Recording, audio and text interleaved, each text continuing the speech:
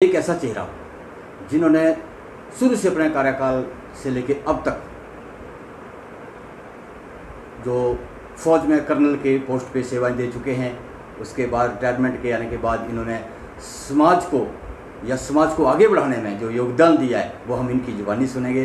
Colonel जी, पहले तो Republic 24 में आपका बहुत बहुत स्वागत है। आप दर्शकों को अपने बारे में बताएं। धन्यवाद। पहले तो मैं रिपब्लिक 24 के दर्शकों का धन्यवाद करता हूं।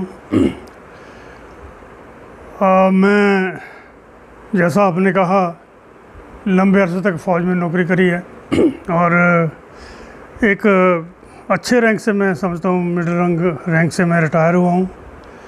उसके बाद में मैंने एक प्राइवेट एंटरप्राइज़ में नौकरी की है, ABC बियरिंग में, भरूच गुजरात में। 1.5-2 साल वहाँ मैंने लगाया जनरल मैनेजर। उसके बाद मैं हिमाचल में वापस आ गया, क्योंकि गांव की वादियों में रहना मुझे अच्छा लगता है, इसलिए मैंने हिमाचल में अपने गांव में रहना पसंद किया। और फिर मैं भारतीय जनता पार्टी का, मैं शुरू से ही थोड़ा लगाव था इनकी नीतियों से मैंने भारतीय जनता पार्टी ज्वाइन करा। और फिर यहाँ पे संगठन जब मैं आया तो बहुत कमज़ोर संगठन था बीजेपी का, सरकाघाट चुनाव क्षेत्र में, लेकिन हमने उसको मजबूती दी और लगातार स्लोली हमने पेशेंस के साथ में, धैर्य के साथ में यहाँ काम किया। और 2 बार तो मैं असफल रहा, पार्टी ने मुझे टिकट दिया, मैं पार्टी का धन्यवाद करता हूँ। उसके बाद में मैं लगातार 3 बार यहाँ से विधायक बन कर के लोगों ने मुझे भेजा। यहाँ पे इस चुनाव क्षेत्र में बेसिकली कांग्रेस का बोलबाला था। यहाँ आपने आदरणीय रंगीला राम राव जी का नाम सुना होगा, वो काफ़ी धुरंधर पॉलिटिशियन थे। तो उन्होंने 2 बार मुझे हराया, मैंने भी 2 बार उनको हराया। फिर तीसरी बार अगली बार उनको टिकट नहीं मिला, तो कोई नया कौन से साल में जो है टिकट मिला था पहला? मैं एक्चुअली 1997 में घर पहुंचा, तो तत्काल ही चुनाव हुआ। 98 में लास्ट, जैसे 97 में पहुंचा था मैं, 98 में मुझे आते ही टिकट दे दिया, क्योंकि यहाँ की एक प्रथा थी कि बीजेपी का जो कैंडिडेट बनता था वो हार के बाद में नज़र नहीं आता था। ऐसा क्यों सर? बुरी तरह से हारता था। यहाँ कांग्रेस का बहुत बड़ा बोलबाला था। यहाँ रंगीला राम राव जी बहुत तगड़े पॉलिटिशियन हुआ करते थे जी। पर मैं थोड़ा पेशेंस रखता हूँ और फौज का मेरा तजर्बा भी है, मैंने मैनेजमेंट का तजर्बा काफ़ी है। सर, एक सवाल, इतना बड़ा आपके पास औहदा, इतने बड़े आप एक पोस्ट से आप आए हैं, इतने बड़े, हम यूँ कह सकते हैं कि वहाँ तक पहुँचना इतना आसान नहीं है। एक कर्नल की पोस्ट पे, एक क्लास 1 अफसर से ऊपर रैंक रखने वाले, आपके जहन में ये कैसे मतलब तब्दील हुआ कि मैं जनता सेवा करना चाहूँगा? ऐसा है कि मैं एक पढ़ा लिखा हूँ, मैं इंजीनियर हूँ, बेसिकली IIT दिल्ली का स्टूडेंट रहा हूँ, और फ़ौज में भी मैं रडार इंजीनियर हूँ। मैनेजमेंट में मैंने काफ़ी स्टडी करी है, इनफैक्ट स्पेस टेक्नोलॉजी में भी मैंने काफ़ी ट्रेनिंग ली हुई है। तो मैं काफ़ी तजर्बा रखता था मैनेजमेंट का। तो जब मैं यहाँ आया तो बिखरा हुआ हमारा सिस्टम था यहाँ पे। मैं इसलिए ज्वाइन किया कांग्रेस में, बीजेपी में, ताकि मुझे कोई मैं समझता हूँ कि राजनीति में आकर के आप अच्छी समाज सेवा कर सकते हैं। अगर आप ईमानदारी के साथ काम करना चाहें तो बहुत कुछ कर सकते हैं, और मैंने वो अचीव किया। मैं ऐसा समझता हूँ, I am fully satisfied with my work. और लोगों की मैंने तन मन धन से और ईमानदारी के साथ सेवा की है। मैं ऐसा अपनी तरफ से समझता हूँ, लोग क्या समझते हैं वो जाने। सर, पार्टी बीजेपी ही क्यों आपने ज्वाइन की? मैंने जैसे पहले भी कहा कि बीजेपी की जो नीतियाँ हैं राष्ट्र के प्रति, राष्ट्रवाद और राष्ट्र की सेवा, राष्ट्र प्रथम। हम फौज में जब कमीशन होते हैं एकेडमी देहरादून से, तो वहाँ चैटवुड हॉल है, उसके ऊपर लिखा होता है, country comes first always and every time, and next comes your troops you command, and your own welfare comes the last if at all it comes. तो भारतीय जनता पार्टी की नीतियाँ भी इसी से मिलती जुलती हैं कि राष्ट्र फर्स्ट है, बाकी पार्टी बाद में है, और पार्टी के बाद में फिर अपना काम जो है वो बाद में, लास्ट में, अपना इंटरेस्ट लास्ट में, नेशन का इंटरेस्ट फर्स्ट, पार्टी का इंटरेस्ट सेकंड, एंड अपना इंटरेस्ट लास्ट में। वो मुझे इस पार्टी में नज़र आया, भारतीय जनता पार्टी में नज़र आया। मैंने पार्टी ज्वाइन कर ली। थोड़ा मैं आरएसएस से भी प्रभावित था, तो इसलिए मैं इस फील्ड में आया। सर इस बार के इलेक्शनों में थोड़ा सा उथल पुथल कैसे हो गया, टिकट इधर का उधर ऐसे कुछ बताइए? वो देखिए, मैं पार्टी का धन्यवाद करता हूं कि मुझे 5 बार लगातार टिकट दिया, जो काफ़ी बड़ी बात है पार्टी के लिए।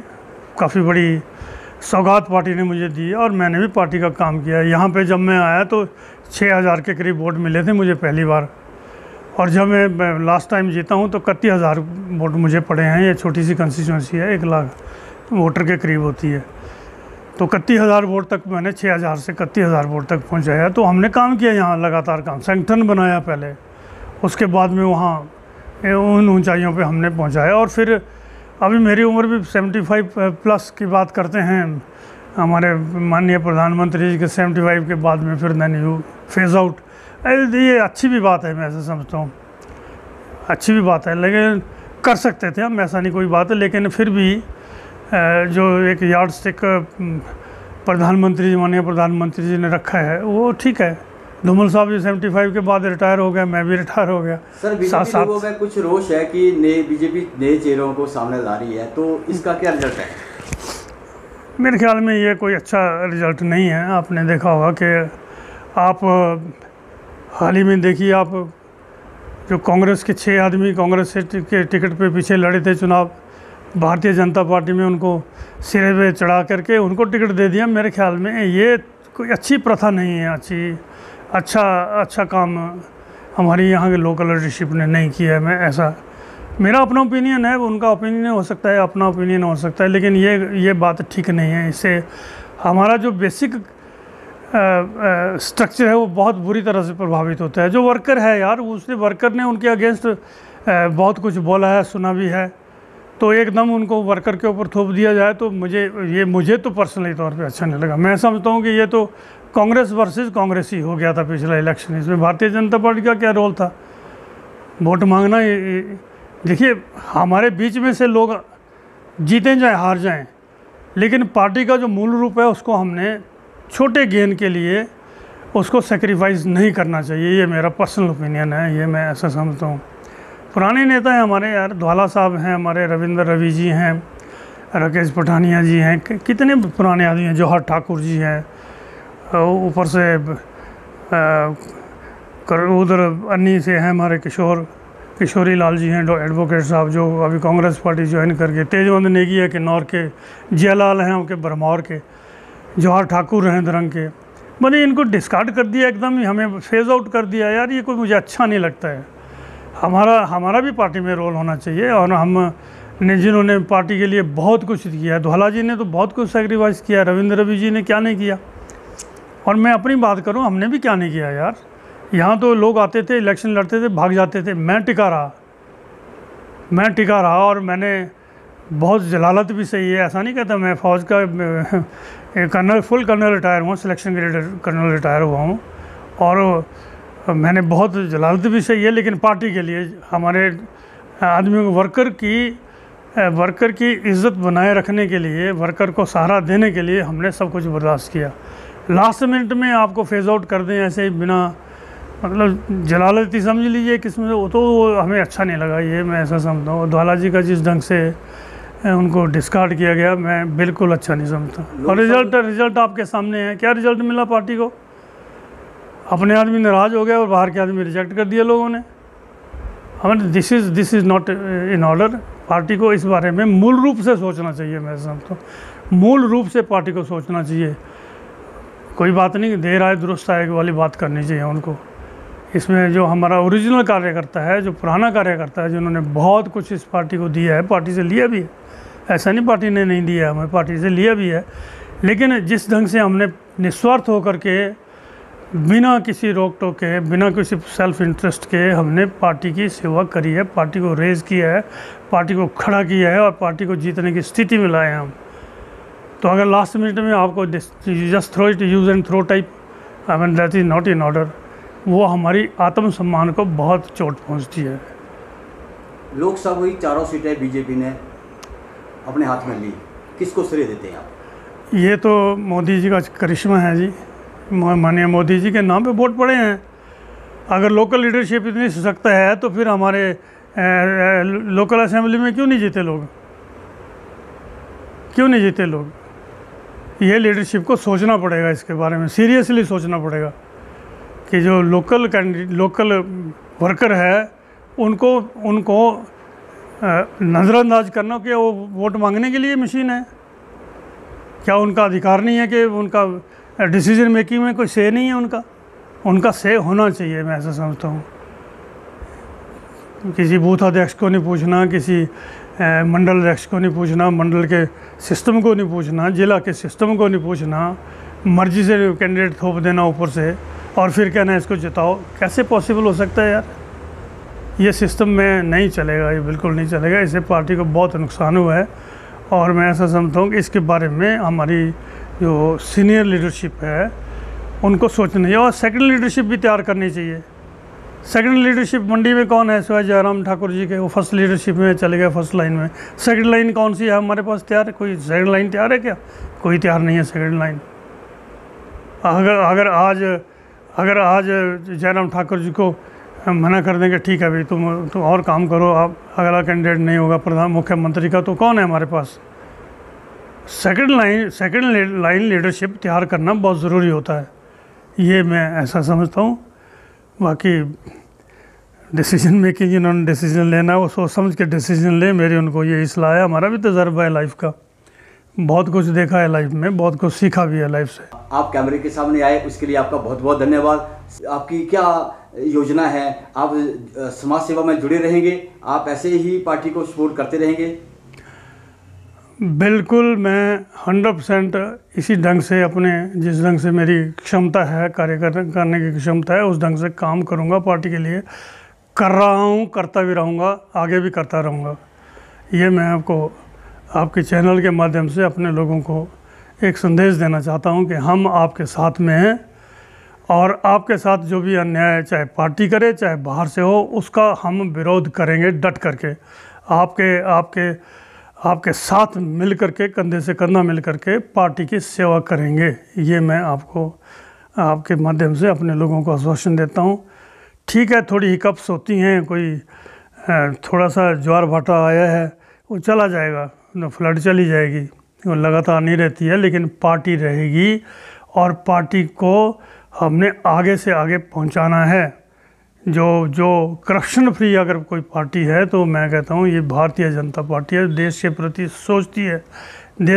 सोचती है और अच्छी सोच के साथ देश को आगे बढ़ाने का काम कर रही है। आज केंद्रीय बजट आएगा, उसमें बहुत कुछ दिया जाएगा। मैं स्टेट लेवल की जो लीडरशिप है हमारी, प्रेजेंट कांग्रेस की लीडरशिप है, मैं इनको भी माननीय मुख्यमंत्री जी की सराहना करता हूँ कि आपके काम को भी विश्व बैंक ने भी आपकी कार्यशैली की प्रशंसा की है, नीति आयोग ने भी आपकी कार्यशैली की प्रशंसा की है। आप भी समाज की सेवा करिए, ठीक ढंग से करिए, थोड़ा लोन शोन कम लीजिए, अपनी फाइनेंसेस को देखिए, स्टेट की इकॉनमी को इम्प्रूव करने के लिए जो यहाँ दुधारू गायें हमारी टूरिज़्म में है, पन बिजली है वगैरह वगैरह, और करप्शन फ्री काम कराइए आप। मैं ऐसा समझता हूँ लोग आपको याद रखेंगे। सत्ता में रहते आते तो बड़ी उम्मीदें थी उनको, अब उनकी उम्मीदों का क्या होगा? काम होगा हम लोगों का? नहीं, मैं तो काम कराता हूँ, मैं कांग्रेस पार्टी से भी काम लेना जानता हूँ। मैंने वीरभद्र जी के, जब वो चीफ मिनिस्टर थे, मैं अपोजिशन में था, तो मैंने उनसे भी काम लिए। हम काम लेना जानते हैं और अपना अधिकार हम कभी नहीं छोड़ते, ये भी मैं आपको बताना चाहता हूँ। चाहे कैसा भी हो, लेकिन काम लेते हैं। हाँ, अपनी सरकार से थोड़ी सी प्रॉब्लम हो जाती है क्योंकि हम उतनी उस तरह से एजिटेट नहीं कर सकते, लेकिन हमने वीरभद्र जी जो हमारे बहुत ही लोकप्रिय यहाँ से मुख्यमंत्री रहे हैं, स्टेट्समैन रादर, तो हम उनसे अच्छी तरह से काम लिए, उन्होंने अच्छी तरह से काम किया है और हमारे काम की सराहना भी की है टाइम टू टाइम। ये भी मैं बताना चाहता हूँ, मैं अपोजिशन का आदमी हूँ, था उनके टाइम में, लेकिन फिर भी हमारे काम की उन्होंने सराहना भी की है, पब्लिक में की है, पब्लिक में करी है, और हम भी उनकी इज़्ज़त करते थे।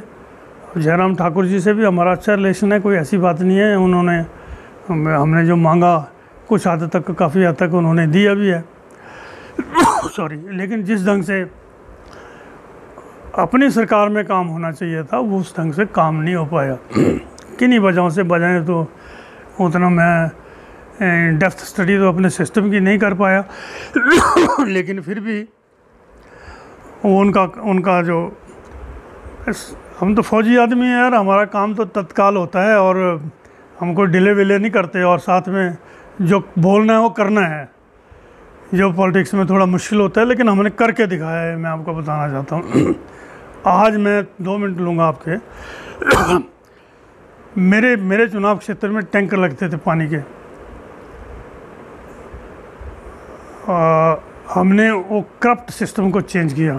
आज मेरे चुनाव क्षेत्र में कोई पानी का टैंकर नहीं लगता। मैंने 3 स्कीमें कांडापतन से ब्यास नदी से उठाई हैं, 1 स्कीम डहर से उठाई है, और मेरे चुनाव क्षेत्र में पानी की कोई कमी नहीं है। अगर कमी है तो डिस्ट्रीब्यूशन सिस्टम से हो सकती है, हो सकती है, अदरवाइज़ नो कमी, ठीक है। और मैंने बिजली की कोई कमी नहीं रखी है।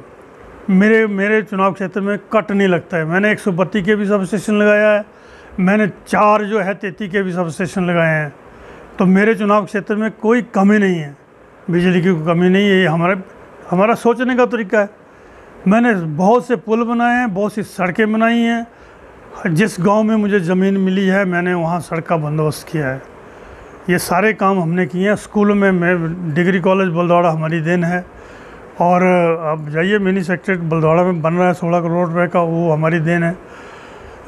जितने भी स्कूल हैं हमारे, सारे स्कूलों में तकरीबन 24 स्कूलों में मैंने 1.5 करोड़ रुपए के साइज ब्लॉक दिए हैं।